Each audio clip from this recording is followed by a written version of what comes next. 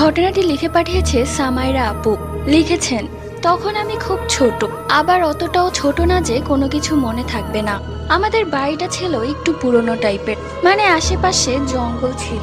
আমার বয়স তখন 7 বছর। বিকেলবেলা আমি বাড়ির উঠোনে বসে হাঁড়ি পাতিল খেলতাম, এবং সেই হাঁড়ি পাতিলে রান্না করার জন্য আমার পাতার দরকার।